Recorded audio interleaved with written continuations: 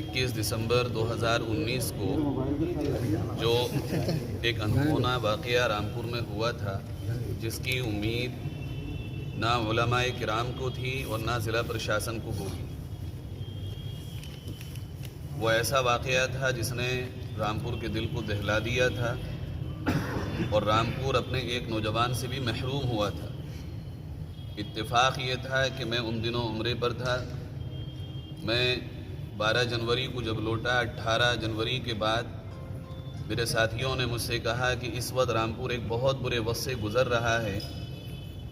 हमें सबको रामपुर के लिए काम करना है कि रामपुर का अमन बाकी रहे, रामपुर में किसी बेकसूर के साथ कोई ज़्यादती ना हो। साथियों के मशवरे के बाद मजलिस शूरा तश्कील पाई गई और फिर मजलिस शूरा ने अपना एक रोल प्ले किया जो आप सबके सामने है अमन के लिए। और वही मजलिस शूरा जब फरवरी में तश्कील पाई गई थी, मार्च में जब लॉकडाउन लगा तो वो मिसाली किरदार मजलिस शूरा ने प्रशासन के साथ पेश किया है, जिसको एक मरतबा नहीं, 2 मरतबा नहीं, 10 मरतबा ज़िलाधिकारी साहब ने ये कहा मीटिंग में, वीडियो में भी कहीं ना कहीं है कि रामपुर ज़िले के उलमा का जो ताउन मुझे मिल रहा है, पूरे उत्तर प्रदेश में किसी ज़िले में ऐसा ताउन किसी प्रशासन को नहीं। हम वही उलमा, हम क्यों आए थे और क्यों ये काम कर रहे थे? क्या मज़लूम को मज़लूम ना कहें? क्या बेकसूर को बेकसूर ना कहें? गलत को गलत और सही को सही ना कहें? दिन को दिन और रात को रात ना कहें? क्या बुरा किया हमने? यही तो कहा जब लॉकडाउन खुलने की तरफ गया और एनआरसी में गिरफ्तारियां शुरू हुई कि आपने जो वादा किया था वो आप अकेले हैं जो उस वादे को जानते हैं और कोई नहीं जानता। एसपी साहब तो एफआईआर की लाइनों पे काम कर रहे हैं। एसपी साहब को कौन बताएगा कि वादे क्या थे, वो आप बताएं। यही बात हम 4 फरवरी को लेकर के गए। 4 फरवरी में बात हुई कि आप 6 फरवरी में आ जाइए। 6 फरवरी में जब हम पहुंचे हैं सुबह 11:30 बजे लगभग कलेक्ट्रेट सभागार में, वहाँ बहुत ही अच्छे माहौल में गुफ्तगू शुरू हुई। और चूँकि मैं खुद गुफ्तगू कर रहा था, बिल्कुल फैक्ट्स पर बात, कोई इधर उधर की बात नहीं थी। वो बात क्या थी मैं आपको बताई देता हूँ। पीएम साहब ने कहा कि बताइए आप लोग। हमने कहा हम तो सिर्फ जवाब लेने आए हैं। जो 4 तारीख में हमने कहा था कि बेकसूरों की गिरफ्तारी बिल्कुल बंद हो जाना चाहिए। 14 महीने इस केस को हो गए, अब इसको ख़त्म होने की तरफ आना चाहिए।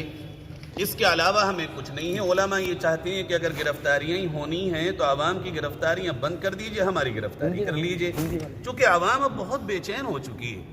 डीएम साहब ने कहा कि बात आपकी बिल्कुल दुरुस्त है। उसके बाद फिर हमने कहा कि देखिए, आपने वादा किया था कि कोई बेकसूर जेल नहीं जाएगा और अगर चला भी गया तो 169 के तहत उसको रिहा किया जाएगा। बेकसूर जेल गए हैं, जिनमें से एक ज़मीर एनआईसी में था, उसका वीडियो मौजूद है। जावेद खां जो मेंबर हैं वो बैंक में थे, उनका वीडियो मौजूद है। 14 महीने में एक भी नाम नहीं निकल सका। ये लड़का जिसका मैं आपको दिखा रहा हूँ, मैं क्यों कह रहा हूँ कि बेकसूर, ये उलमा क्यों कह रहे हैं कि बेकसूर जेल जा रहे हैं ना। एक भी गया है तो आपका कार्य, आपका अमल फिर शक में और डाउट में पड़ गया कि आप निष्पक्ष कार्रवाई नहीं कर रहे हैं। ये देखिए, ये जेल अधीक्षक के साइन है। ये लड़का 3/8/2019 को, 3 अगस्त 2019 को जेल में था। 24/12/2019 को जेल से रिहा हुआ। 24/12, और ये वाकया कब हुआ? 21/12 को। और ये फिर इस केस में आप देख सकते हैं, फिर दोबारा उसी केस में आज जेल में है। क्या नाम है इसका? नाम गोपनीय मैं रख रहा हूँ, पेपर मैंने इसलिए दिखा दिए कि सबूत है मेरे पास। आमिर इसका नाम है, आपके नाम पर आमिर नाम है इस लड़के का। तो ये मकसद कहने का सिर्फ ये है कि कहीं ना कहीं ज्यादती तो हुई है, बेकसूरों के खिलाफ कार्रवाई तो हुई है। अब यही बातें हो रही थी। डीएम साहब ने इसी बात को माना कि मेरा वादा था, मैं अभी भी उस पर बाकी हूँ। हमने कहा आप पूरा कराइए। आप हमारी तरफ से, हमारे और पुलिस के बीच में सिर्फ आप थे।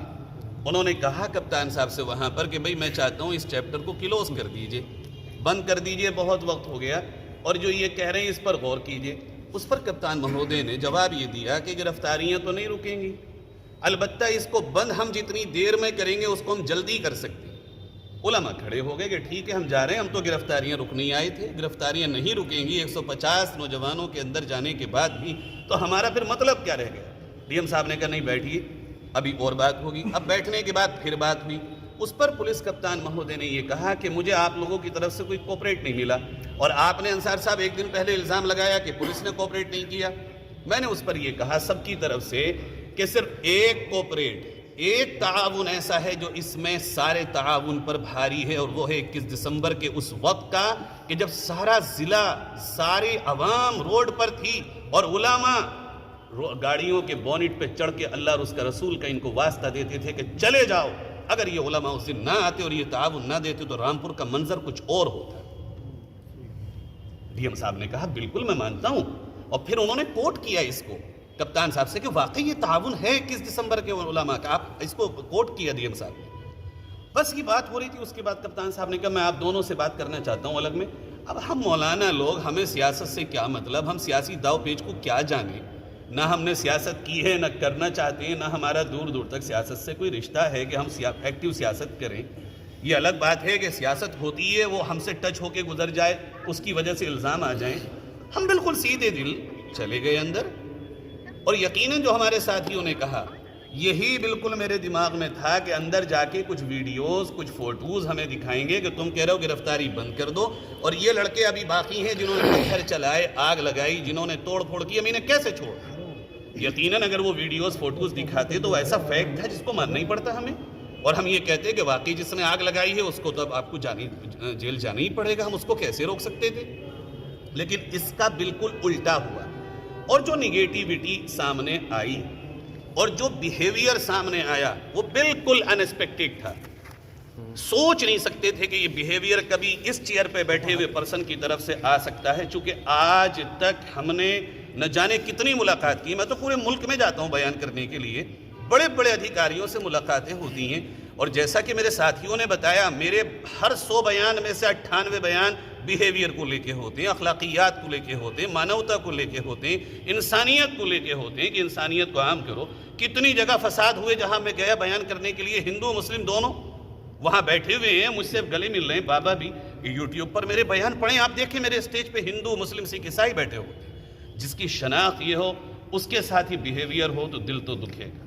بہت تکلیف ہوئی ہے ہمیں, یہ آشا نہیں تھی, یہ امید نہیں تھی. انیکسپیکٹڈ چیز کوئی بھی ہوتی ہے تو دل ٹوٹ جاتا ہے, بکھر جاتا ہے. اسی درد کو لے کر کے ہم نے فوراً ڈی ایم صاحب کو بھی بتایا کہ ہمارے ساتھ یہ ہوا ہے. اب ایس پی صاحب مہودے یہ کہہ رہے ہیں اگر کہ ہم نے نہیں کیا ہے, سب کی طرف سے یہی مطالبہ ہے کہ آپ ڈی ایم صاحب کے دفتر میں جو کیمرے لگے ہوں ان کو سارجنک کر دیجئے. میں کم سے کم اپنی طرف سے کہہ رہا ہوں اگر اس معاملے میں ہم جھوٹے ثابت ہوئے, اس جامع مسجد کے منار پہ چڑھا کر کے ہمیں پھانسی لگا دیں, ہم تیار ہیں. اگر ہم جھوٹے ثابت کہ ہمارے ساتھ مس بیہیو نہیں ہوا ہے. اسی کے ساتھ اپنی عوام سے بھی یہ کہنا چاہیں گے, ہمارے نبی صلی اللہ علیہ وسلم کا طریقہ یہ ہے کہ غصے کا جواب محبت سے دو, اسی محبت سے ہم انشاءاللہ جواب دیں گے. بدامنی, کسی طرح کی کوئی کراؤڈ, کسی طرح کی بھیڑ ہم اکٹھی نہیں کر رہے ہیں. ہم صرف یہی کہہ رہے ہیں کہ ہم اپنے غصے کا اظہار کریں گے, اور اگر آپ کو لگا ہے مانوتا کے ناطے, آپ کو لگا ہے انسانیت کے ناطے کہ مجھ سے کچھ برا ہوا ہے, ہم آپ کو یہ بھی نہیں کہیں گے آپ آ کر کے معافی مانگیے.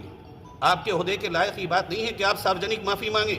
کم سے کم آپ 2 بول اظہار افسوس کے اور کھیت کے جتا دیجئے, یہی ہم پھول سمجھ کر کے اپنے دل میں رکھیں. اس سے زیادہ اور کچھ نہیں کہیں گے.